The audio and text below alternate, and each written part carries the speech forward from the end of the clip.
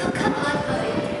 The subtlety of the shloka just recited above reflects the grandeur of Bharatiya tradition.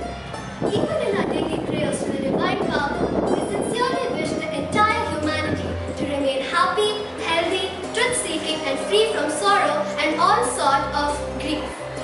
The true essence of independence lies in being free from the control of person, power or country.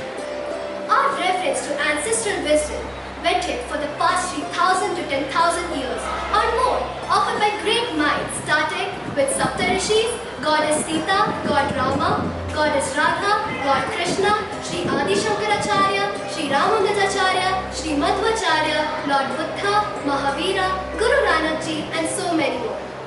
The true independence will be to imbibe our Sanatan values that are in our DNA, which includes respecting all life based on the principle of Vasudhaiva Kutumbakam.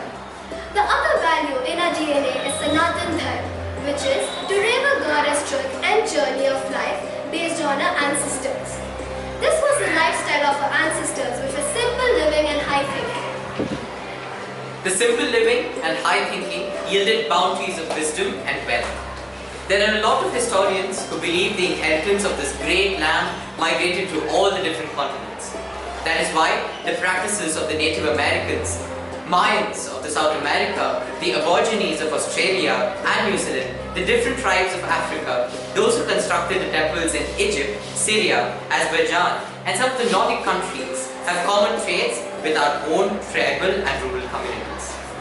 All of them worshipped the sun, protected nature and had a simple way of life. They were also civilized but were provoked to protect themselves from all the plundering visitors from Europe and other parts.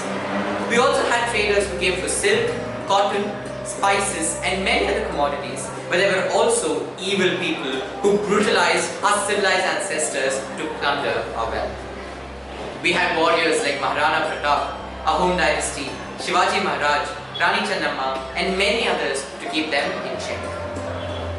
Then came the plundering Europeans who for their own ends planted evil thoughts of race, tribal and civilized caste and division based on languages.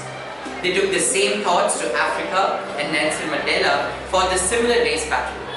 But in India, they planted the division between Aaryan and Dravidians. Let me emphatically tell you that research of our DNA shows that there is no difference based on our skin color.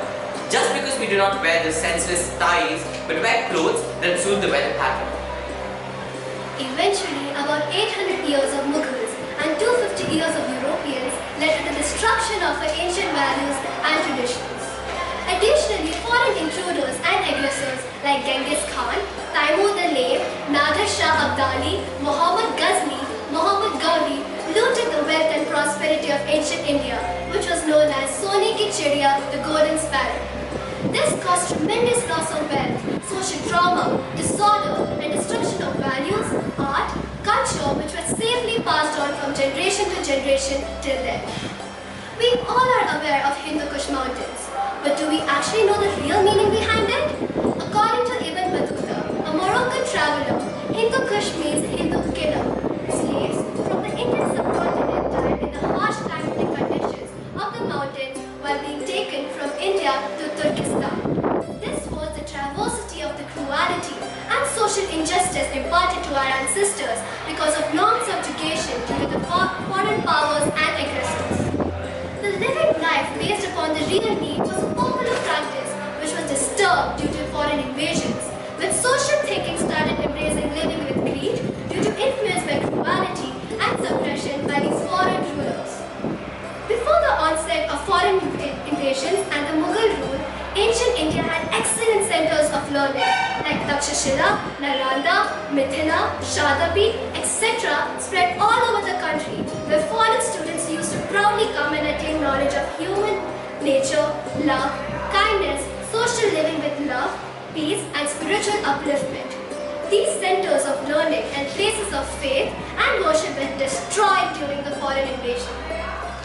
The practical slogans of Karam Hi Dharma, Satyameva Jayate, Ahimsa Parmo Dharma used to act as guiding pillars of ancient Indian societies which foreign rulers never believed in to perpetuate their rule. Hence, they started destroying our historic monuments and places of worship like the Somnath Temple in Gujarat, Krishna Temple in Mathura, Shiva Temple in Kashi, and Ram Mandir in Ayodhya. Let's also remember the great heritage that we Indians grew up in. We are proud of our ancient kingdoms like the Ahom dynasty, the Vijayanagara dynasty, the Hoysala dynasty, and the Chola dynasty. Our dynamism is our ability to adapt and respect all cultures. Our humble values permitted us to respect everybody with our simple namaskar. But this came at a cost. We were made dependent, enslaved, and even tortured beyond belief, and many were even killed. They tried every possible means to destroy our culture. That is why I remind you of Macaulay's presentation of India to the British Parliament. The word independence in its true meaning is also to get rid of racism, high and low, white and black, and treating all without any bias and discrimination.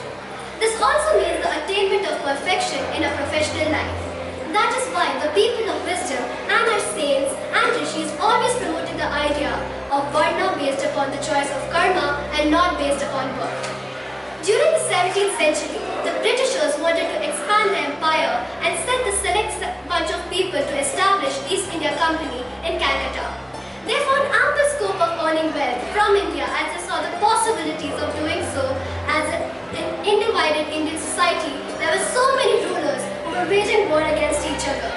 By cleverly and cunningly fighting rulers and also defeating the foreign powers of Dutch, French, German and Portuguese origin, Britishers succeeded in expanding their empire to cover the whole subcontinent.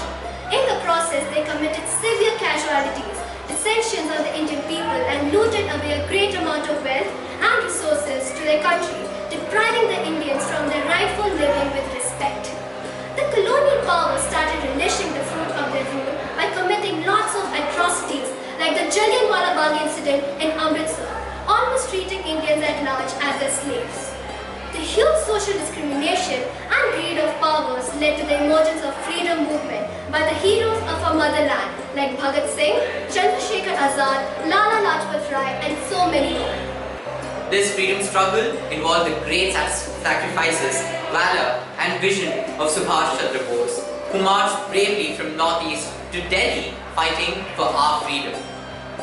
It turned out to be a freedom struggle which later fructified in attainment of freedom on 15th August 1947, which is our Independence Day.